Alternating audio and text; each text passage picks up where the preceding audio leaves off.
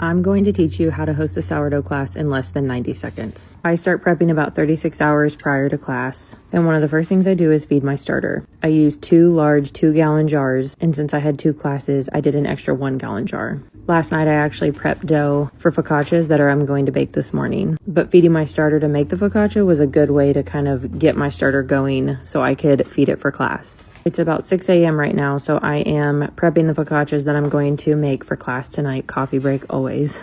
For my first class, I'm making a chocolate sourdough. It's a class of about 10 people, so I have this one, and then I also have a jalapeno cheddar that we're going to bake during class. The cool thing about classes is you can kind of tailor them to whatever they want. All classes can be different. Pizza classes, bread classes, cinnamon roll classes, whatever. What I just did was a second feed for my starter. I like to do a feed early in the morning, and then I like to do a power feed, which is how I get so much starter. Load the car up and head to class number 1. This was a super fun group, but we mix a loaf together, do starter education, and then they get to leave with instructions on how to bake it the next day. My second class was a larger class at Honeycomb Kitchen Shop, and the cool thing about this class is I have some helpers. I definitely couldn't do a class this big by myself. I bring prep dough for them to make pizza. I do a little teaching up in the front of class, a demo, and then each table gets to do the same thing. And then as always, I also get to enjoy whatever we make during class, thankfully. But you can pretty much do these how you want. Let me know if you have questions in the comments. Bye!